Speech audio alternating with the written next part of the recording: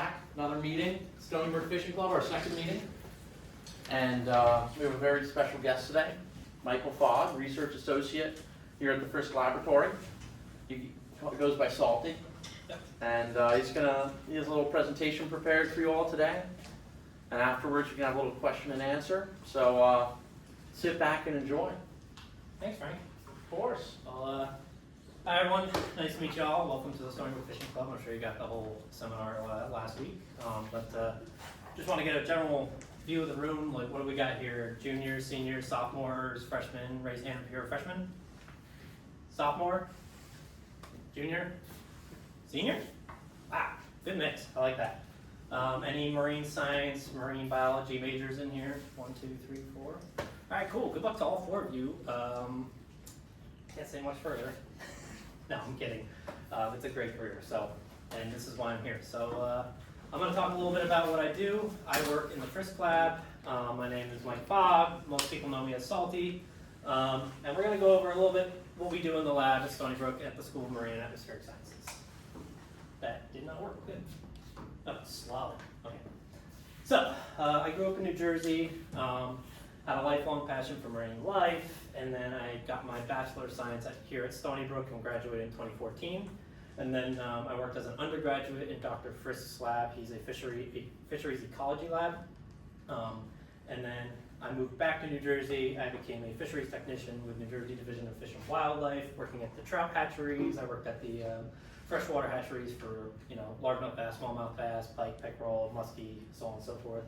And then I came back here. I worked as a deckhand on the RV Seawolf. That's our flagship vessel that works out in Port Jefferson. And I became a full-time technician in the Frisk lab in 2018. And now I have my 100-ton captain's license as of last year. So what do we do at the Frisk lab? This is the School of Marine and Atmospheric Sciences. There's a couple of people in the lab. So we have our 2 PhD students, Ashley and Maria. And then we have our 3 technicians, Farah, Allegra, Josh, and of course myself. And we're a fisheries ecology lab. So what does that mean? That means we are studying ecological processes that affect exploited fish populations. So we catch, tag, and track fishes in the marine environment. And we maintain an acoustic array, which I will explain in detail what that is, along the south shore of Long Island. And we also have a project that deals with Seawolf, which does seasonal trawl surveys for New York State DEC, which gives us a general vibe of the fish populations out there, as well as a striped bass survey that we do every year. And then we collaborate with other researchers along the East Coast for our students, papers, and other research questions that we may have. And of course, back at the lab, we're analyzing data, we're going over samples, and much more during the off season, which is currently right now in its third day. So, where is SOMAS for you, other than you 4 that don't know where SOMAS is? On our campus here, we're here, this is Frey Hall, and SOMAS is way down there, South Campus. And so, there's 4 buildings: Endeavor, Challenger, Dana, and Discovery. And how you get there, you can take the 3 buses. It's the hospital Chapin route, Express East, Express West. And that's just the basic. If you guys have never been there, you're welcome to come by, stop by, walk around the buildings, take a look in the halls. We've got art, we've got plenty of professors walking around. You can talk to people. We may act like we're antisocial, but we're not, I swear to God. What other labs do we have at SOMAS? Well, there's a million labs, but here's a few, just a list. We have the Marine Mammal Lab, Dr. Leslie Thorne. We have the Marine Animal Disease Lab with Manuel Espinosa and Bassam Alam. We've got Fisheries Ecology with Dr. Young Chen, benthic Ecology, coastal ecosystem ecology, all sorts of things, you name it. If you want to know more, you're welcome to check the website there for all the other people here at SOMAS. But I digress. So let's jump back into what we're talking about. So how do we track fishes in a marine environment, right? One of the big challenges that we have in the marine environment is that it is huge. The ocean's huge, covers 7% of the ocean, so how are you going to track fish, right? So water inhibits your basic land-based tracking systems, right? So if you put a satellite tag on, let's say, like a bison, or you put like a radio tag on a bird, or a band tag, or a cellular tag on anything, that's easy, right? Because it requires just air communication to satellites, or cell service, or anything like that. As soon as you throw it in the water, you throw it away because the water basically ruins everything. And so you also are limited by ocean conditions and seasons and migrations of these animals, right? So you don't always know where they are, you can't see them, they're underwater. So there's a lot of challenges you have to overcome when you're tracking these animals underwater, right? So some of the solutions is sound.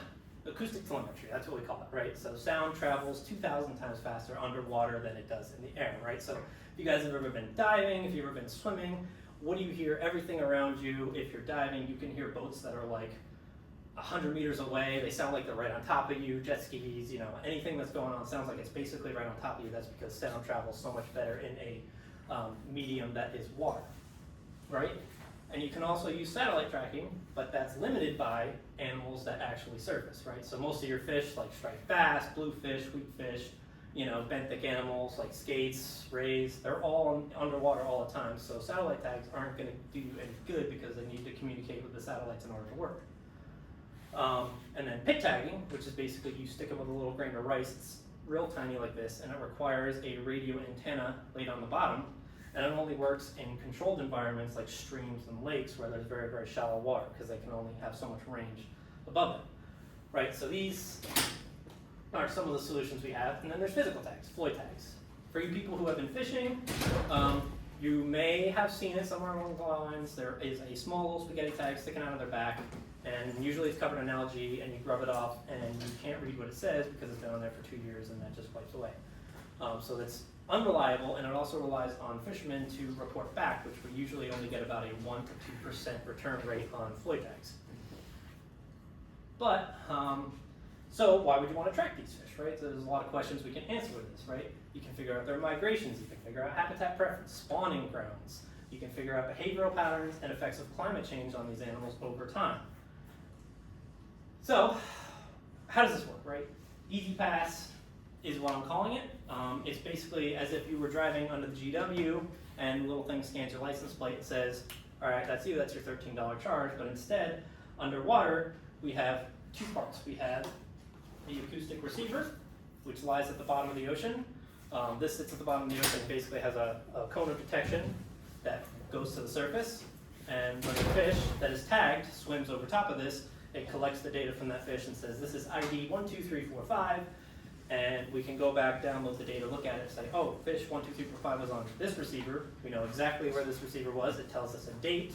It also gives us temperature, and so on and so forth. So we basically gate the south shore of Long Island. You'll see a map shortly with these receivers, and that'll basically allow when fish are passing through, they're picked up by at least 1 or 2 receivers, and then we can see that in the data line, and we can sort of start connecting the dots as this works, right? So we place transmitters in the animals. We're going to go over this shortly. I have them here. And they transmit their code ID basically randomly every 2 minutes as they're swimming around in the water. And that all gets stored on these if they're within range. It's about an 800 meter maximum range. And it all gets stored on here. And then once this comes back to us, I connect to it on the laptop, you know, and then it gives me a giant sheet of all the tags that I swam over this receiver in the last year, 6 months or something like that. And yeah, so they need to be collected in order to recover the data. So how does this all work? Like I said, we gate the south shore of Long Island. We have 166 of these things sitting on the south shore of Long Island in the bays, Peconic Bay, North Shore.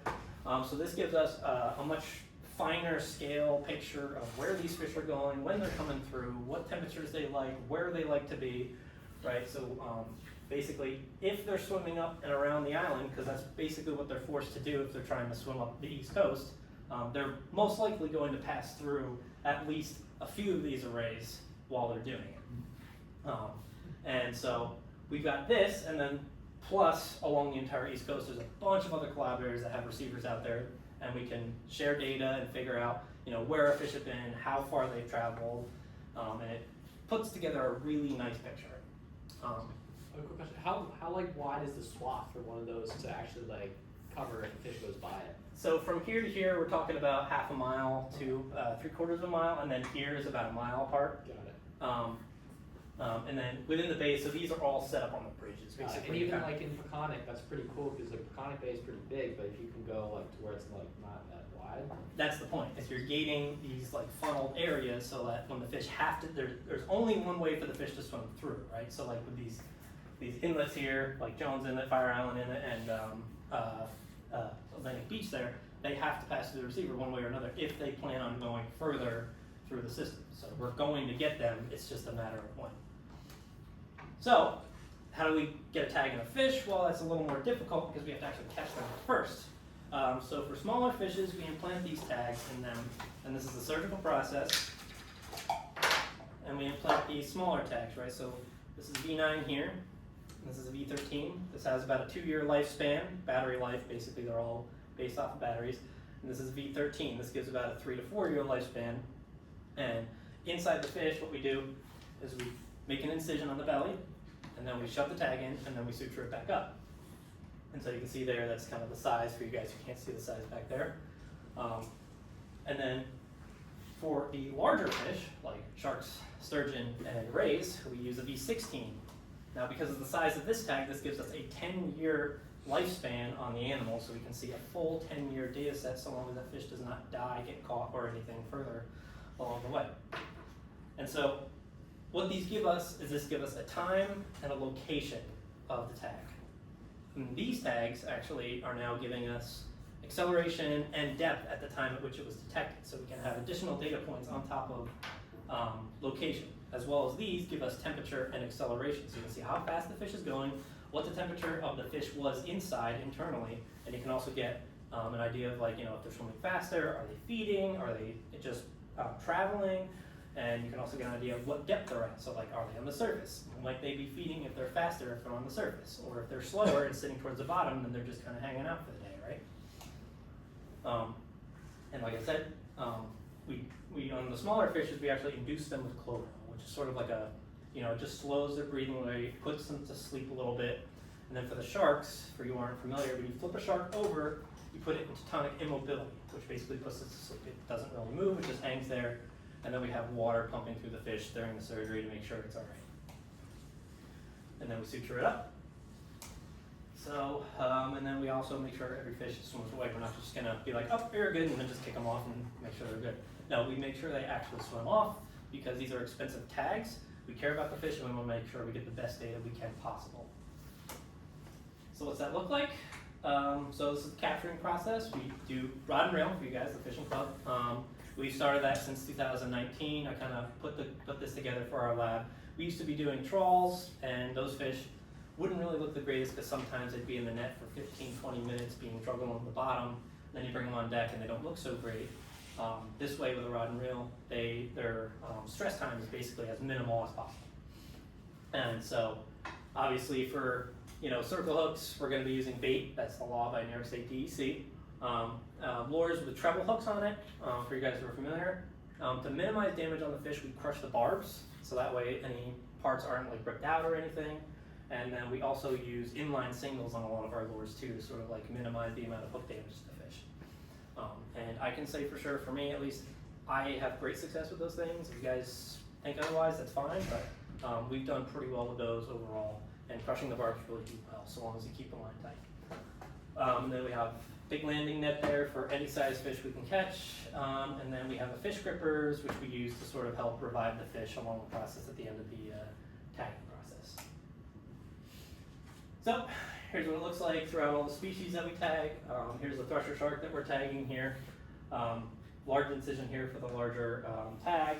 Here's the false albacore we're tagging, putting that V13 in there. And then for the fishes, we have an actual hose that's pumping water through their mouths, so they're actually breathing and doing all right. You know, striped bass, bluefish, another shark there. The thought to be extinct winter flounder in the Great South Bay. So we've tagged pretty much every species you can think of. And let's take a look at how it looks when you're getting these things back, because these don't come back like this. These come back like that. So batteries in these things last about 2 years. So you get about 2 years in these small tags, 10 years in these large tags. But in these, you get about a 2-year lifespan, and we want to keep that data as fluid as possible. So we try and recover these receivers every 6 months to make sure everything's still there to kind of keep that whole data whole, right? So, like I said, you have to physically recover them. That you can't just leave them out in the ocean and then do some nonsense and connect to it through the water. You actually have to physically recover these. So what we do is we send a diver out. I have a slew of new receivers I give them. I'm like, here you go. Go get the old receivers. He goes, dive down. He cuts off the zip tie, brings the old receiver up. Or in this case, we recover them and they're covered in mussels, they're covered in biofoul.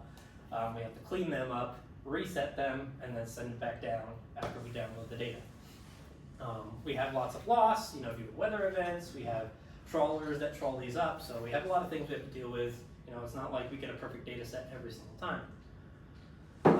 But yeah, so 50% of the array is maintained by divers, and then the other 50% we actually go out and physically recover ourselves with some of the SOMAS vessels here. And so let's take a look at what we've tagged, right? So we've tagged 2,551 fish over the last 8 years. And as you can see, a lot of species. You can see the large number there is striped bass. We tagged over 400 striped bass. I've omitted Atlantic sturgeon from this because that's a trawled fish that we catch. And also it's 848, so it makes all these other numbers look tiny, so you can't see anything. So outside of that, we get our sharks, blacktips, we get duskies, we get threshers, sandbars is our most commonly tagged shark. We get hammerheads and white sharks as well. And then we get bluefish, weakfish, striped bass, and false albacore are like our main targets for some of the students here. And then also we tag many skates. We tag clear nose, little skates, and winter skates as well, on top of a couple of the random fish that are also tagged, and like black sea bass, and some other random singles out there. So we've got a large data set, right? So let's take a look at this, right? So we're fishing, so you want to kind of feel what the catch and release mortality is of these fish, right? How successful is fishing when you're doing catch and release with the best practices you could possibly be doing, right? So overall, through 2018 to 2024, you can see that it is a 70% success rate, right? And what I declare as a success is if I have a tagged fish detected on any one of our receivers, that tells me that fish is still alive and swimming around, because usually we're releasing these fish far from where the arrays are, right? So if we break it down by species, you can kind of see how things look different, right? So striped bass, 83% detection rate. Weakfish, we have a 62% detection rate, which actually surprised me. I expected weakfish to do much worse.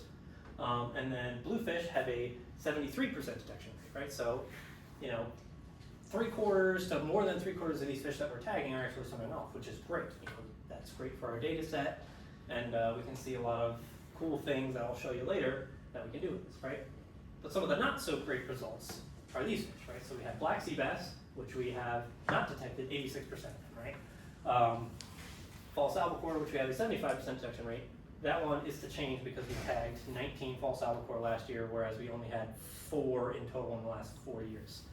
So that number is going to change. I just haven't updated it because I got to update it next week. And then summer flounder, about half, 56%, have not been detected, right? So you kind of wonder, what's the reason for this? And we're going to jump into this later. But we can take a look at sharks, and you see sharks do extremely well, as you might expect. We're taking these fish right to the boat, we flip them over, put a tag in them, do all of our work pretty much as fast as possible, and they all kick off pretty angrily, pretty fast. So sandbars, we have 92% detection rate. We've tagged almost 100 of these by now. Sand tiger sharks, we got a 71% detection rate. And then dusky sharks, we have an 84% detection rate, which is very good, and it's very nice because these animals take a lot of time to bring in sometimes. And then white sharks, 100% detection rate, that's great. We've only tagged 4, got all 4 on the arrays, swimming up and down. And then thresher sharks, a little over 60%, which is great. So the question is, why are some fish not seen? Why are we not detecting some of these fish, right? There's a lot of ways you can answer this. Obviously number one might be mortality. We can't confirm that. Whether it's by predation, fishing, or post-release mortality, we can't be sure. It's just, once we release this fish, we don't see it, so we don't know what happens. It does not pass by a receiver, right? We're only limited by our money and as far as we can travel, right? So I can only put so much of that array out. All they have to do is just swim through the canyon, and we're not going to see them, right? Or just swim directly out. They don't have to swim that way. So, and they can also swim too fast, right? So if you remember I said the tags ping randomly every 2 minutes. If it swims faster than that through an array, like an albacore or a tuna, we're not going to detect them because they're swimming too dang fast. But because it's not detected does not mean it's dead. We've had multiple fish that we've tagged in 1 year, 2 years that we don't see them, and then 3 years later they suddenly show up for whatever reason being. And so one of my diagrams here, as you can see on the bottom, we have the mooring, this is the receiver here, and all the fish has to do is swim underneath. You know, I can't tell it to swim above, it just does what they want. You know, like things like black sea bass, things like summer flounder, you know, those are benthic animals. They spend their time on the bottom, so they're gonna kind of swim as close to the bottom as you would think. And another answer is, you know, black sea bass, they spend their time on reefs. They're a reef fish. They're not gonna move away from the reef, so if we tag them on a reef, they're gonna stay on the reef. So, what else can we do with this, right? So, not all treasure is gold, because what? This is a data sharing network along the East Coast. Every one of these points represents a detection of one of our animals along the East Coast. And this is because multiple researchers and scientists can actually share the data online, and then we can match our fishes with other people's arrays and figure out how far our fishes have traveled, which is fantastic. So we have the Matos network, the ACT network, the Innovacy actually has their own network now, NOAA, FACT, you know, all these networks come together, and basically you can share all your data online, and you can kind of see, wow, all right, our fish are going really far, and it's a mess, let's clear that up. So, let's start with the biggest number of fishes that we have tagged. We're going to do Atlantic sturgeon real quick, just to kind of look at it. So, this is for all of the FACT network, ACT network, and these are detections that are done during the spring. And so you can see these animals are spending most of their time around the mouths of the bays on the south shore of Long Island. And then you fast forward a little bit to summer. As you might expect, they've moved up the rivers. Atlantic sturgeon move up the rivers just like striped bass to spawn. And then in the fall, most of them stay up the river like the Hudson, and then they come back out in the winter and they spend their time offshore. So we can see a similar picture. Actually, no, we're doing bluefish next, right? So bluefish, this is where things get pretty cool, because you might not think of bluefish as a traveler. Well, they're going all the way to the Florida Keys, which is pretty awesome. We're tagging them here in the South Shore of Long Island. We're not traveling anywhere to tag them. So in the spring, go down to Florida. In the summer, they spend their time up here, as we know. In the fall, kind of scatter around a little bit, mostly in that like Cape Cod area, kind of Long Island Soundish. And then in the winter, we see them, like the snowbirds here on Long Island, make their way down back to Florida and the Keys to warm up. So if we take an individual, right, we take one fish, this is just one fish. That was like all 200 fish or 100 fish that we tagged. You see one fish that goes all the way from Long Island out to Nantucket Sound, and then back down to Florida Keys and the lagoon here, which are, and this chart here shows all the detections within a lagoon within Florida, where it resides during the winter, which is awesome. You know, you wouldn't have known this otherwise without tracking them. So let's take a look at striped bass. Everyone's favorite fish to go out here and catch, right? I mean, you might be able to guess where they're going. Well, spring and summer, as you might expect, they're coming up in the spring. Raritan Bay, Hudson River, Chesapeake. They're going up the spawn, and then in the summer they come out east. They go to Cape Cod, up the canal, Narragansett Bay, up to Maine. Spend their time in the summer there, and then sort of scatter themselves out in the fall, right? You know, fall's like a crapshoot sometimes. You never know where those fish are going to be. They could be on the beach one day, they could be 20 miles off the beach the next day. You never know where they're going to be. It's where the bait is. And then in the winter, obviously they head down south, down to almost the Carolinas and Chesapeake, and spend their time there. So what can we do with this, right? So, oh no, I put the slides out of order, I'm sorry. Skip the weakfish, we're gonna skip the weakfish. So, weakfish is a neat thing, right? So weakfish spawn in the Peconic Bays. In the Peconic Bays here, we tag them in 2022. You can see them move out into the Sound. And then from that, the following year, they come out from Montauk and spend their time back in Peconic Bays spawning in the spring the following year, right? So you can kind of track their spawning movements throughout the year, and not a lot of people have done this. So we've actually got a lot of great data from weakfish, which is fantastic. And So this is one we tagged in 2021, one of the first striped bass we actually tagged. And it didn't really do much, so this doesn't look great, I know. But the following year, you get to see that full spawning run, right? So it comes all the way up from the Carolinas, up into the Hudson, spawns all the way up there, all the way up in Albany, comes all the way back down, jumps out through the Sound, and goes out to, I think that's over in New Hampshire over there. And that's pretty fantastic, you know? And we have all sorts of data like this, right? We have 400 fish tagged. I could show you 400 maps, but that would be too boring, right? So we can skip over to a different species that also travels a lot, false albacore, right? False albacore come here in the fall. They spend about a month and a half here, Montauk, Shinnecock, South Shore, Moriches. But where do they go after that, right? So we tagged them in the fall, shot all the way down to the Carolinas, got detected in October, and then down in June of 2023, all the way down to the Florida Keys. Another awesome migration route that we found with these tags that we've done. So let's take a look at things a little differently now, just a different way we can sort of parse this data, and we can do heat maps. And heat maps sort of show you, you know, how long a fish is spending in one area, right? So on our arrays here, right from that map, you know, this is the Rockaway arrays. You can see amongst 4 different species, right? Top left we have sand tiger, top right we have duskies, bottom left we have treasures, and bottom right we have sandbars, or duskies on the bottom, sandbars on the top right, right? So as you might expect, sand tigers sit in one spot. All they do is hang around one area, whether there's structure or not. They don't really do a lot of movement. Whereas sandbars and duskies, they're moving a lot, right? So they're spending their time offshore, inshore, sort of just cruising around during the summer, kind of looking for bait, food, and so forth. And then threshers, we get this nice little picture here that shows us they're really spending a lot of time in the Rockies. And why is that? Well, they actually might be spawning there. We get a lot of small juvenile threshers there in the fall, which is really cool. So, if we break that down into like the maps I was showing before, we can see a different sort of picture, right? Sharks are pelagic species. They're spending a lot of time swimming, so they're going to be going very far, right? So you see this is Florida here. From the spring, they're kind of moving their way up in the spring. And then the summer, as you might expect, they're spending their summers out here in Long Island, over in Rhode Island, Narragansett Bay. And then in the fall, again, spread out all over the place, but as you see, they're starting to make their move south. And then in the winter, we get this sort of nice residency in the Carolinas, Florida area, so on and so forth. And so we can break that into a map. You can sort of see like this is just one fish. We take one fish and sort of show its movement. So you can see it go from, you know, Long Island where we tagged it in July of 2018, goes down to Florida, 2018, the following year, comes back up, 2020, the following year, goes back down to Florida. Same fish, more years, because remember, these tags give us 10 years of data, so we're gonna have a long data set if we tagged in 2018.